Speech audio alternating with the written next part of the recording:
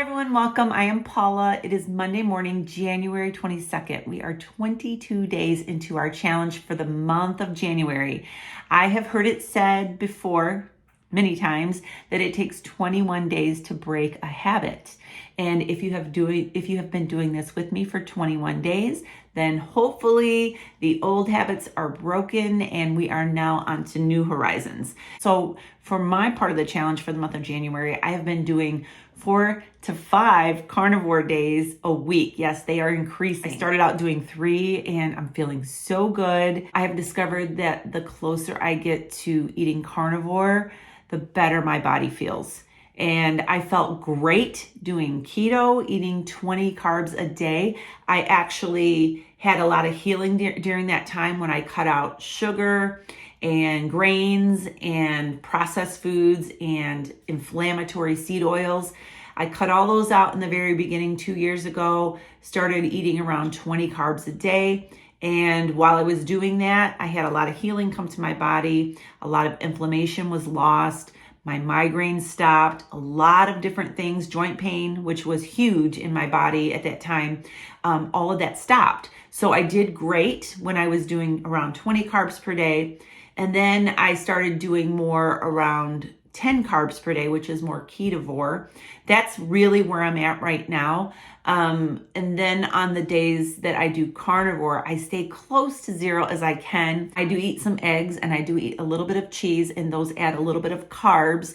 But I have found that the lower my carb intake is, the better I feel. So I am keeping going. I don't see anywhere in my future that I'm going to be stopping doing this. I don't know if I will go back to eating around 20 carbs a day or not. I noticed when I eat more vegetables and my carb count goes higher, I do start to have some inflammation, some stiffness in my hands and in my fingers and that. So I'm sticking with the lowest carbs that I can do in a day, and I just feel awesome. So I want to encourage you, if you are doing this with me or if you're wanting to get started on something like this, to do it slowly like I did. You don't have to go from a standard American diet straight to carnivore. You can work yourself down slowly like I did over the past 2 years.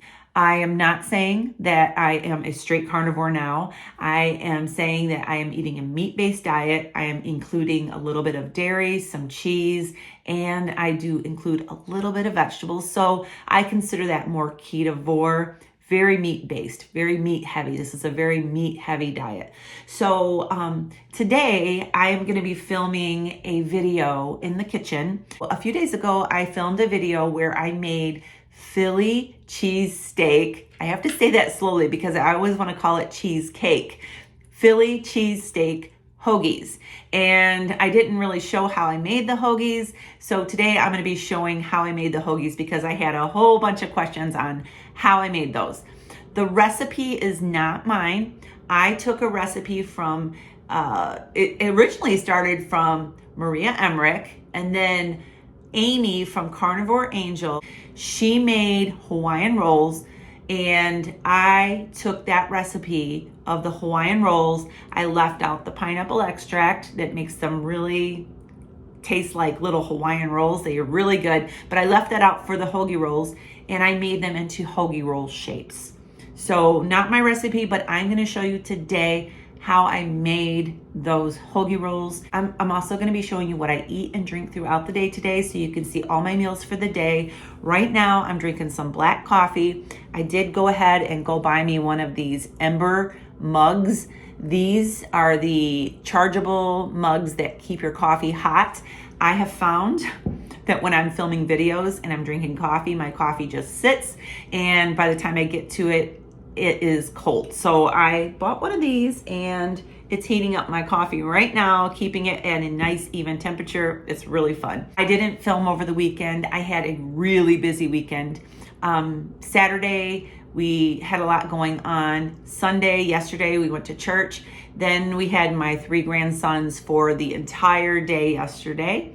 And my son and daughter-in-law got to go to the Lions playoff game yesterday, which they won. It was really exciting. So I had the boys all day yesterday. We were down in the basement yesterday playing hide and seek and tag in the dark and all different kinds of games.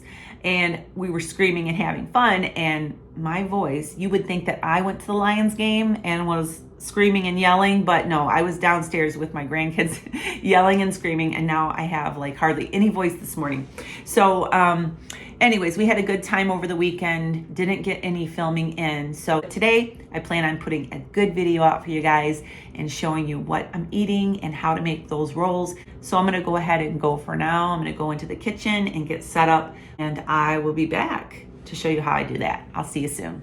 All right, so this day has just gotten away from me. It is already almost 4 o'clock, and we had our first meal. It was probably around 1:30, and I just made up some scrambled eggs and bacon. We were kind of in a rush. My grandson was coming over and a lot of stuff was going on, so I scrambled up some eggs real quick and made some bacon, and we had that for our first meal. We're not quite ready for dinner yet, so I'm gonna take the next little bit to show you how I made the hoagie rolls with the protein sparing modified fasting egg white recipe. All right, so I'm gonna go ahead and get this egg white protein sparing modified fasting bread recipe put together. I have an electric mixer here. You're gonna want an electric mixer for this because you need to beat the egg whites until they are stiff peaks.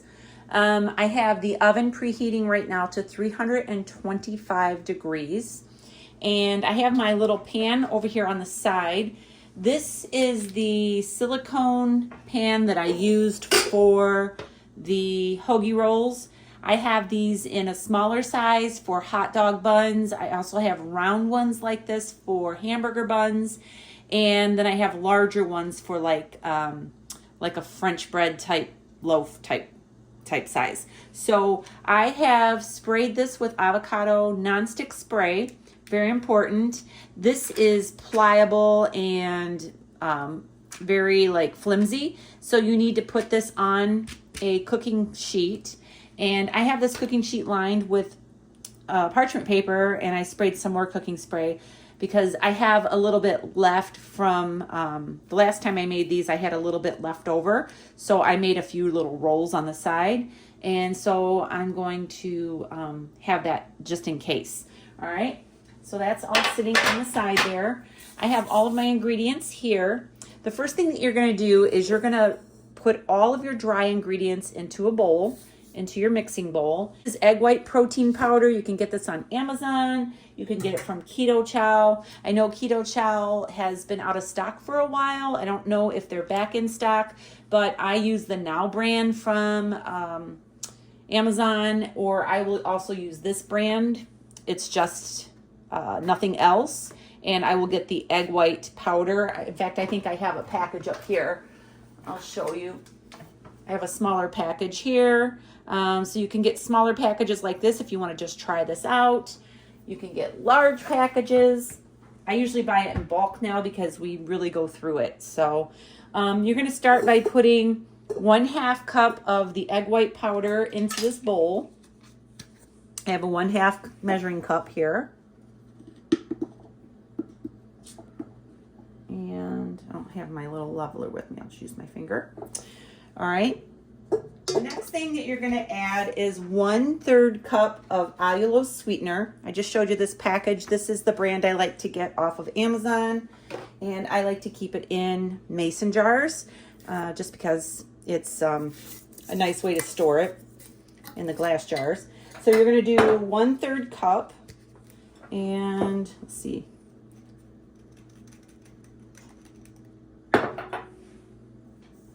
All right. I have some nutritional yeast here. You're going to put 2 tablespoons of the yeast in here. You do not have to add this if you don't want to. You can omit it, but it really does give it a good flavor and texture. Some quick rise yeast here. You want the fast rise or the quick rise. And you're going to put about 1/8 to 1/4 teaspoon. I like to put the 1/4 because it really does not help in aid in making the bread rise, but it does add a yeast flavor which is very good. You can also omit the yeast if you don't want to have yeast. And then a 1/4 teaspoon of salt. And 2 teaspoons of cream of tartar. I keep a lot of my baked goods in mason jars. And I always make sure I mark it on the top. I'm going to put I believe it is 1 teaspoon of xanthan gum.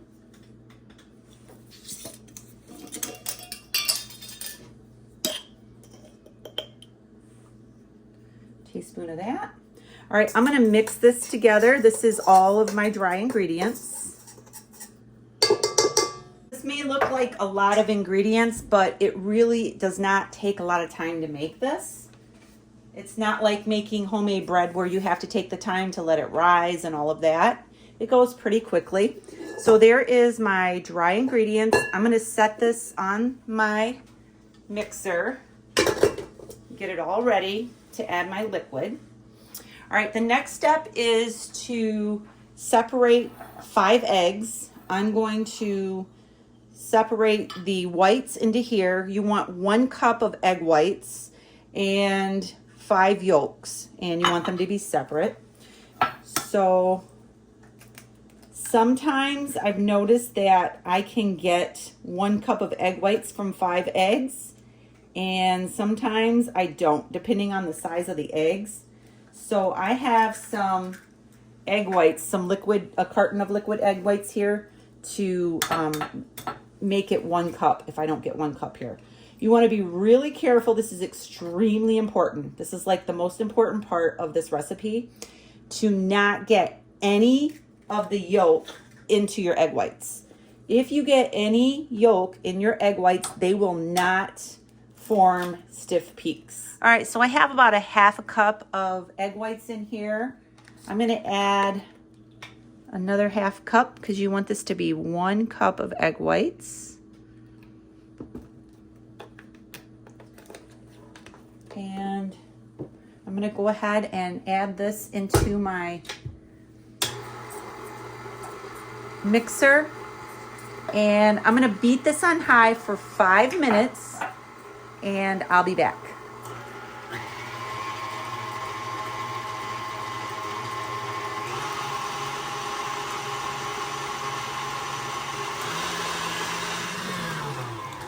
All right, you can see here that these egg whites are now white and stiff. I have my 5 egg yolks over here. I'm going to slowly add them into this while this is on low.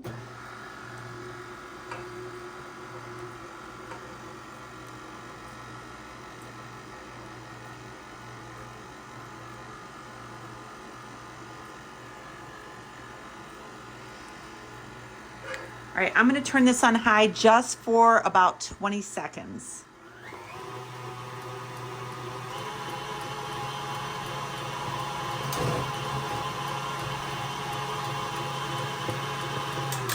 All right, I just wanted those to get incorporated in there.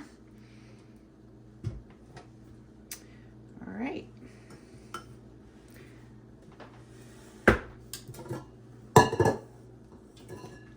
All right, so now I'm going to fill the mold.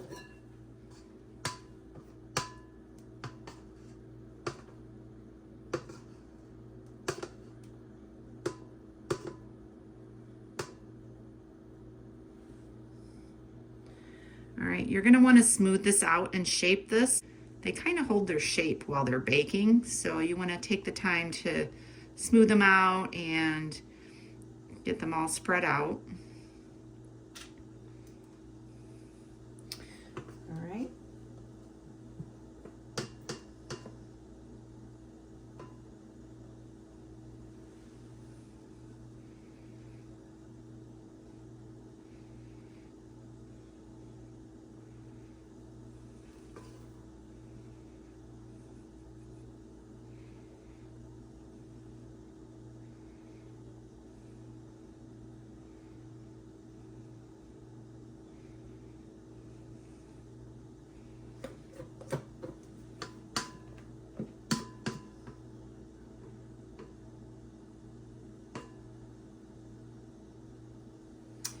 When these are baking in the oven, the house smells like fresh bread because of the yeast that's in here.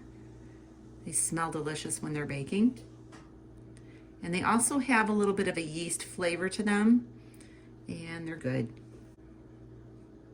All right, I have some batter left here in this bowl, and I'm going to make some rolls on the side. So I'm going to show you how I'm going to do that. I have an ice cream scoop here.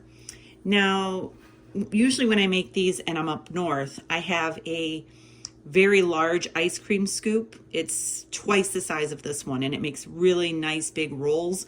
This is the only size that I have right now, and so this is what I'm using. So my rolls are going to be a little smaller. What you want to do is you want to spray your cookie scoop, or it will stick, and you want to just put your rolls pretty close together, but not quite touching on your pan.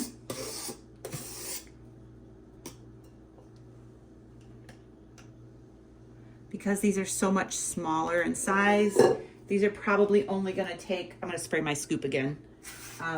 They're probably only going to take maybe 8 or 10 minutes. So I'm going to watch the time for these, and I'm going to pull them out faster than I pull out the loaves. Because if you don't, they will get burnt on the bottom, and you can really taste the burntness on these if you burn them. They don't taste very good.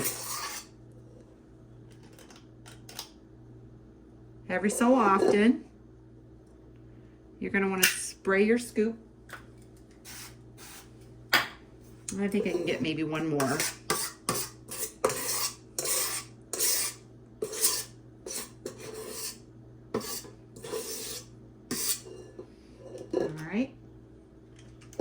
So I have my oven preheated to 325 degrees.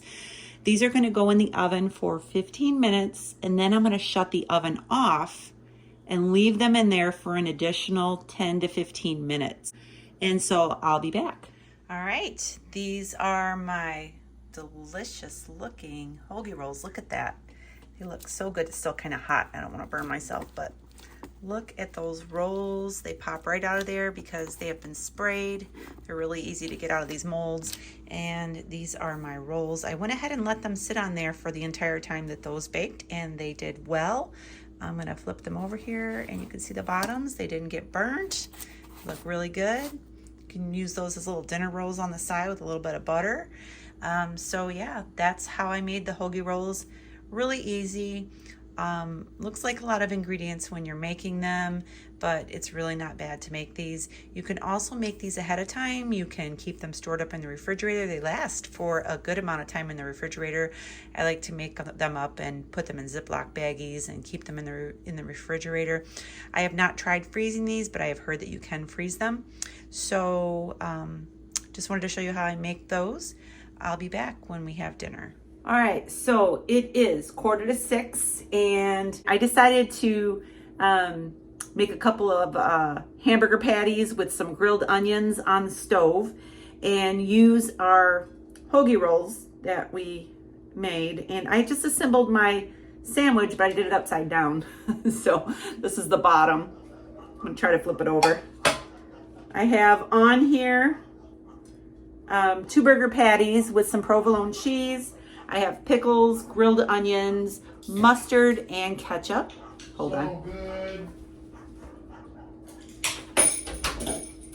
The neighbor's dogs are going crazy right now.